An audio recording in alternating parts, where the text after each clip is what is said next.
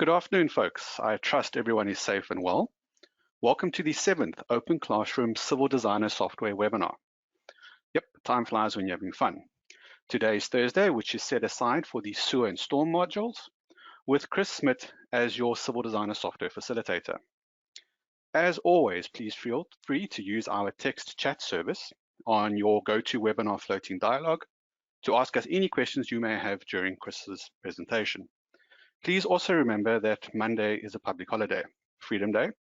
Yes, I know it feels like a day of leave we should get back, but if you're using our free lockdown versions or work from home versions of AliCAD and Civil Designer, please try extend your licenses today or tomorrow, as these initial 30-day licenses have already begun expiring. So without further delay, please bring your popcorn closer and let me hand over to Chris with today's presentation.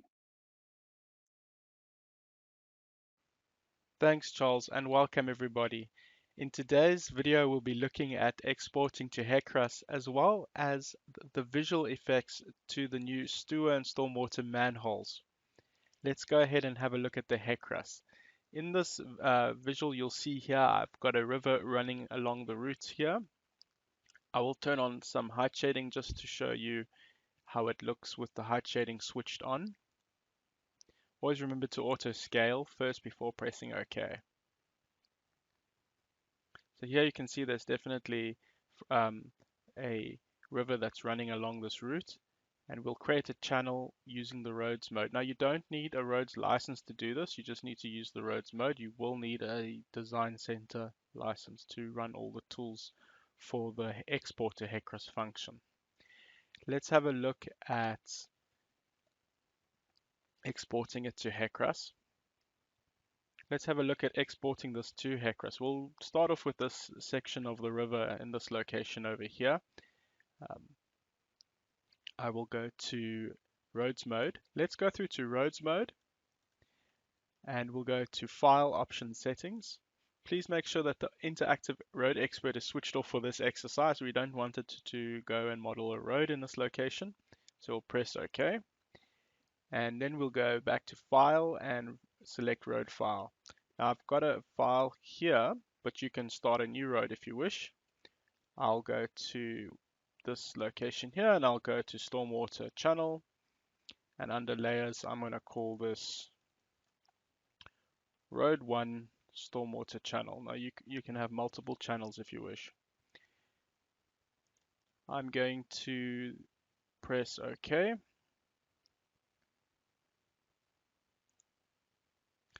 And I'm going to just turn off the height shading for now. I'm quite clear where the channel is, but I'd like to find the invert of this channel. Whether you're using the invert of the channel as your flood routing, or if you already know where your momentum line is going to be, that's up to you to decide.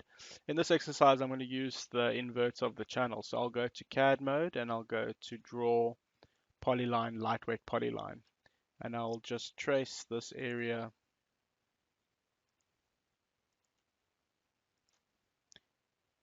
With more time on your side, you're more than welcome to give it more accurate invert.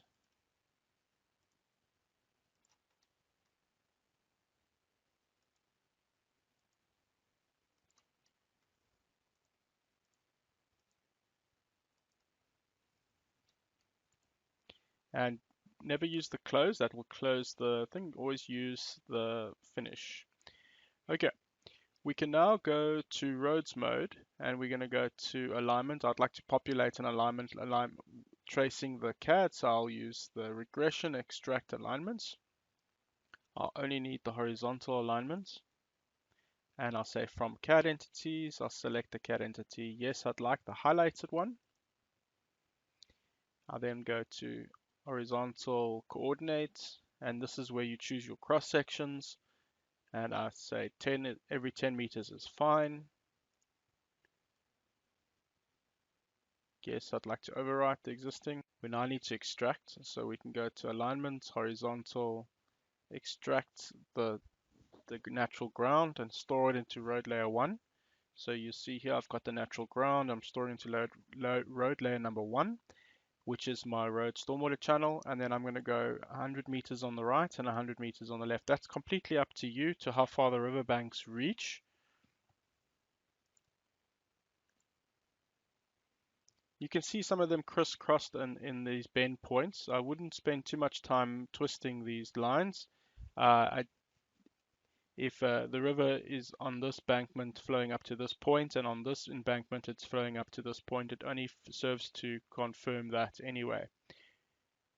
We can now go and export that to HEC-RAS. So if we in roads mode, we go to File, Export, HEC-RAS, cross sections.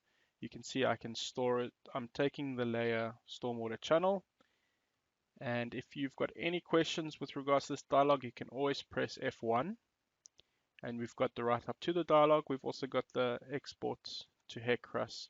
You'll see that we export the stream network, the reach, and the cross sections. I'll press OK, and it'll want me to save it. So in my HEC-RAS folder, I'm going to call this export from Civil Designer. And now in HEC-RAS, I can go and say that I would like to save a new project. We can go to my demo folder, and we can call this HEC-RAS project. Now we need to bring our cross sections through. So we'll click on the cross sections button. We'll then say import GIS format. We can select on this HEC-RAS file and we can choose metric. We can then press next and import. So you can see the river route has come in. It is flipped around. That's because HEC-RAS doesn't recognize the southern hemisphere. Now what we can do is look at the cross sections, and you'll see that all the cross sections have come through as well as the river reach. Okay, and then just remember to save that as your geodata. So we'll just save as.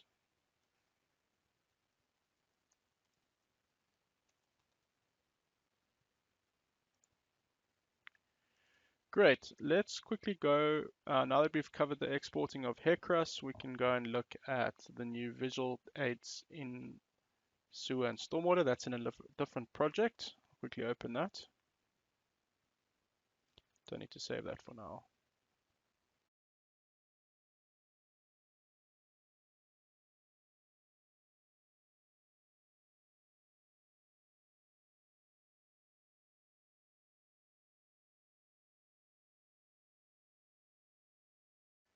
In this section, we'll look at the new visual effects of sewer and stormwater, and we'll also look at the new infrastructure that these modules have, that you no longer have to use the 3D checked in the display for the render to show in 3D from 8.3. All entities viewed in plane view will be in the 2D schematic form, while the entities in the render view will be shown in 3D. Here we'll have a look at the 2D schematic in our sewer and stormwater. When I right click and select render view, you'll see that the sewer and the stormwater is shown as 3D elements. We'll look into creating better looking infrastructure a little bit later in this demonstration. I'll now turn on the 3D view in the display settings, and you can now view the 3D entities within the plan view. Sewer and stormwater now have the ability to schematically display the different pen color, line types, and scale for each type of pipe assigned to that entity. We'll now set up the pipe 100D to have a different display pen color.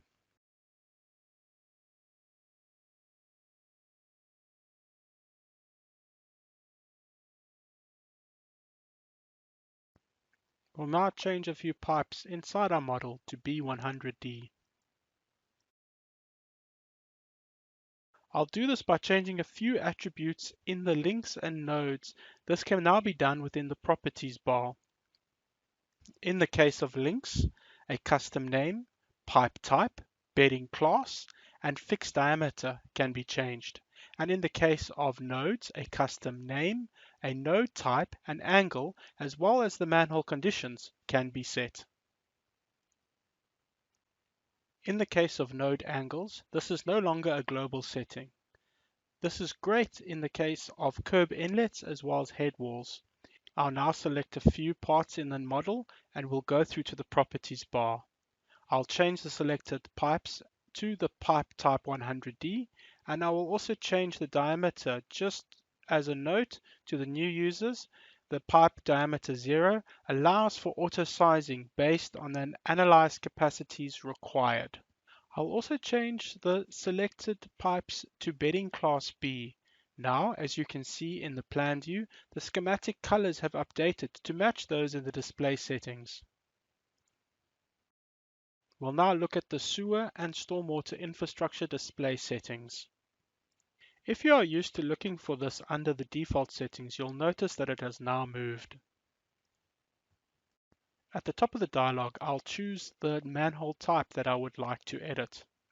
I'd choose to auto size, and then I would choose what my display should look like in the 2D and in the 3D, as well as the type of lid that I would like to use.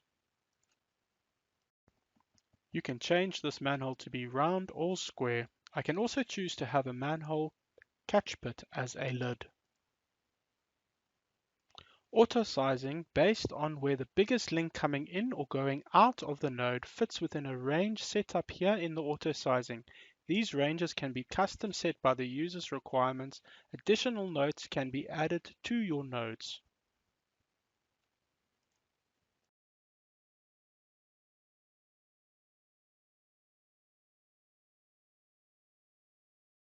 The program is giving us a warning that we need to run the analysis for the new infrastructure types to take effect and be displayed. I'll select everything and use the properties bar as a filter, and we'll use the drop-down menu to choose the sewer nodes. I'll then change the node type to the 1200 node type. Looking in render view, you'll notice that the manholes have not updated. This is due to the analysis not being run. I'll quickly run the analysis.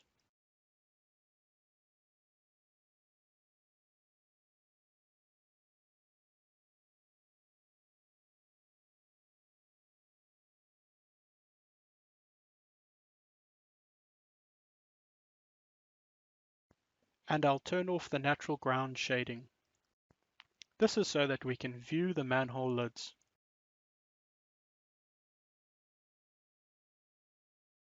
You'll also see that the pipes have been trimmed up to the inside wall of the structures.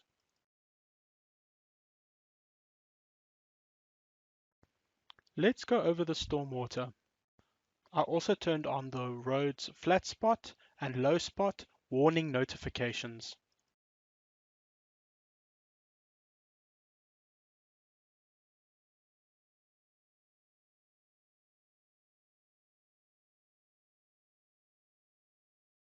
Let's create a stormwater catch pit. I'll give it a name and I'll choose the rectangular shape. I'll choose a curb inlet as the lid type. I'll also choose a square shape for the 2D schematic 2D look.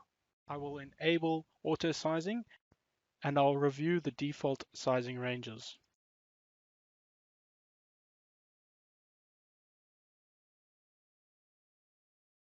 You can also place some additional notes should you wish to. The program is giving us a warning that we need to run the analysis for the new infrastructure types to take effect and be displayed. I'll click on the node that I wish to update. Earlier, we changed the node type in the properties. This time I'll change the attributes in the node data dialog. This is completely up to you. Perhaps it's easier for you to use the properties bar when you've batch selected a few to change. I will now run the cover levels to gain the heights of my road levels from the road mesh and not from the natural ground. This feature will still take the cover levels of the natural ground when outside of the road footprint. I'll now run the analysis for the new feature types to take effect and be displayed. I will use the new Auto Align feature found in the Properties bar to align to the roadway. I will also move the structure closer to the road.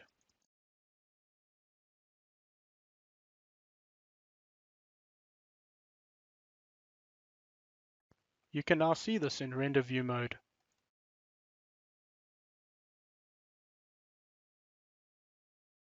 After running quantities analysis, you can see the different manhole types and their depth categories.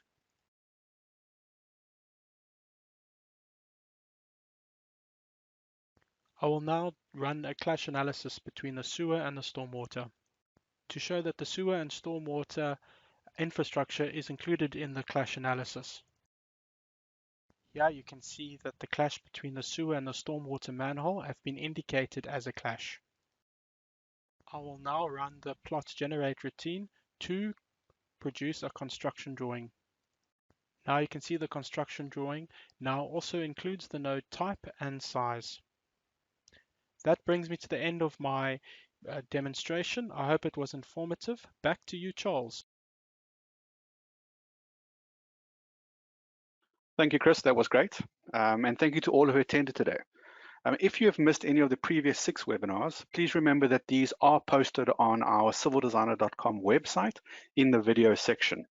Please remember to renew your work from home license. If you would like access to one of our free work from home licenses, please also go to civildesigner.com. It's available at a yellow button on the home page. Please follow us on LinkedIn, that's the Civil Designer page, and see you tomorrow at the same time, same place, using the same link for our weekly water module class. Thank you very much and goodbye.